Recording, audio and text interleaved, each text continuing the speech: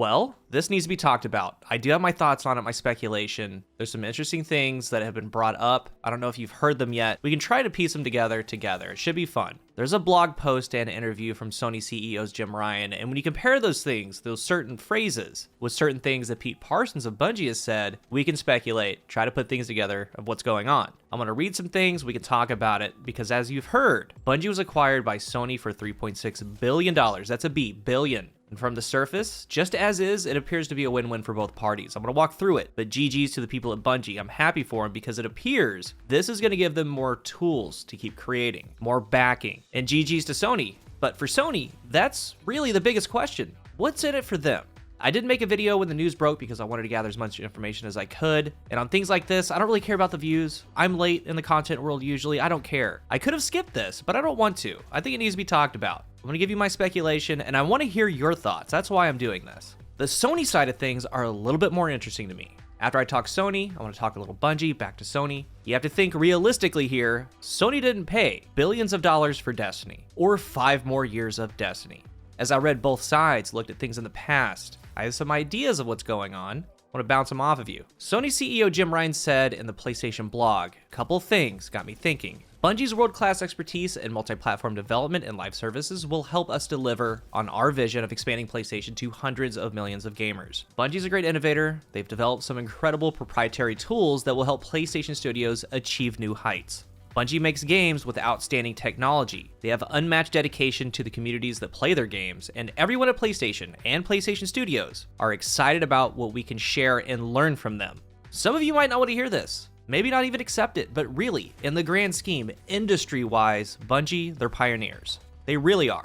They have done things and they are doing things with gaming live service that hasn't really been replicated. How many games have you seen that were deemed the Destiny killer and they fail? And I don't like games failing, but a lot of them were chasing what Destiny was doing. Then there's other live service games similar to Destiny, multi-platform, free-to-play sections, cross-play, cross-save, all of it. In the end, one of the big reasons why Sony did this is that Sony bought a studio with expertise in live service games. And within that Sony ecosystem, that can prove beneficial. They said that multi-platform development and live services will help us deliver on our vision of expanding PlayStation to hundreds of millions of gamers. Sony has plans. We don't know what they fully are, but this acquisition of Bungie looks like it's going to play a role in those plans. And he says that Bungie will operate autonomously within the Sony Interactive Entertainment organization. They're going to continue to publish on other platforms. Guerrilla Games is working on their first standalone multiplayer game. All kinds of devs are being hired, all kinds of job openings, and I would think that with Bungie's help, tech-wise, it's going to be utilized. And Sony has said that by 2026, there's going to be more than 10 live service games to launch in that time frame.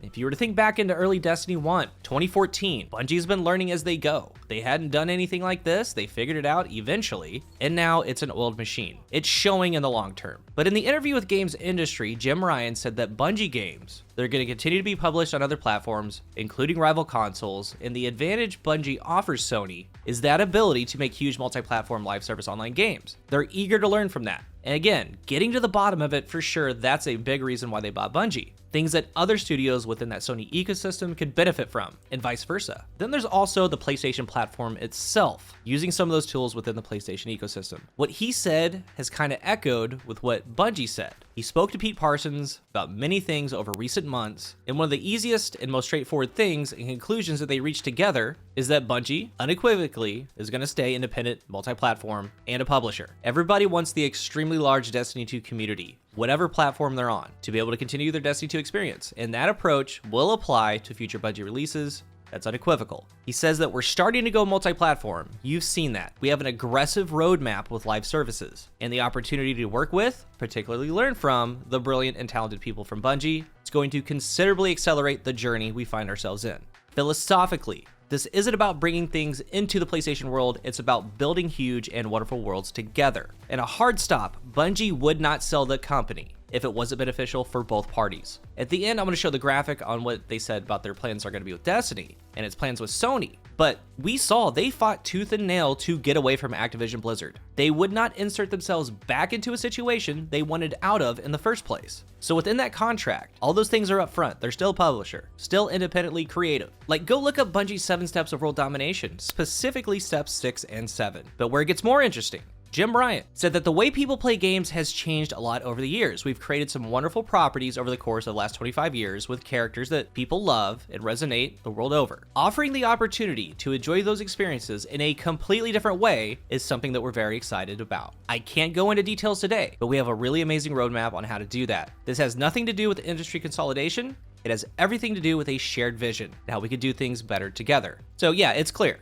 There's a lot that Sony can gain from the Bungie acquisition. There's a lot of benefit to their other studios. There's a lot of benefit to their roadmap. But obviously, there has to be more. The biggest thing to me that Pete Parsons said in the Bungie blog is that with Sony Entertainment, we have found a partner who unconditionally supports us in who we are and wants to accelerate our vision to create generation-spanning entertainment, all while preserving the creative independence that beats in the Bungie heart. Like us, Sony Entertainment believes that game worlds are only the beginning of what our IPs can become. Together, we share a dream of creating and fostering iconic franchises that unite friends around the world, families across generations, and fans across multiple platforms and entertainment mediums. Today, Bungie begins our journey to become a global multimedia entertainment company. Bungie has the chance here to become the next EA, the next Activision Blizzard, and I think that's the goal. Speculation, of course, but with the backing of Sony, that specific word, multimedia entertainment, that's in play now. Shows, movie, books, whatever it is, it's in play. It could even involve the recently strong-armed metaverse that's being forced on everyone. And with all of that, Sony has a lot to make off of that. And not to mention all of the unannounced games Bungie's working on. It's been said that there's a multiplayer shooter, possible RPG, and more. You know they looked under the hood and said, you know what? We saw what you're working on, we want in on that. That opens up PlayStation rights, that opens up a ton of things. But the deal on Bungie's side, it loads the magazine like they're chambered. They're constantly hiring. That means maybe more devs on Destiny, maybe more dedicated teams, a dungeon team, a weapon team, a PvP team. They're expanding across the world with locations. They're getting big. And they just got a lot of money to continue that goal. The journey to become a global multimedia company, that's the biggest thing for me. That money, that backing is the pathway to that. And as far as Destiny, the keywords in there as well. And I say keywords because they took the time to write the keywords. The good, Bungie will stay on all current platforms and expand to more. They're still self-published, creatively independent, same game everywhere. In the Q&A section, as a Destiny 2 player, does Bungie becoming part of PlayStation have any immediate impact on how I play and experience D2? No, our commitment to D2 is a multi-platform game with crossplay remains unchanged. We want you to play the Witch Queen on February 22nd on all platforms of your choice. And again, specific wording. They didn't say after that. Will the D2 experience on non-PlayStation platforms be impacted by Bungie becoming part of PlayStation? No, we want to maintain the same great experience you already have on the platform of choice. With any announced seasons, packs, expansions, whatever it may be, is that going to be impacted by Bungie becoming part of PlayStation. Our plans for the Light and Dark saga are unchanged all the way through the final shape of 2024. But what about after that? With D2, will Witch Queen include platform exclusives for, let's say, PlayStation? No. The Witch Queen will not contain any platform exclusives. Every player should have an amazing Destiny experience, no matter where you choose to play. But what about not Witch Queen? What about after that? Bungie has future games in development. Will they now become PlayStation exclusives? No. We want the worlds we are creating to extend to anywhere people play games. Still self-published, creatively independent, they're going to continue to drive one unified Bungie community. Anything can change, guys. Who knows? Maybe Xbox pulls the card. You know what? Call of Duty, it's exclusive to Microsoft now, okay? You can only play Call of Duty on Xbox. One would have to think PlayStation will pull that card too with Destiny and Bungie games. I don't think that would happen, but this is how things can play out. It does sound like Destiny is going to remain relatively unchanged to at least the 2024 date, but we're going to see from there.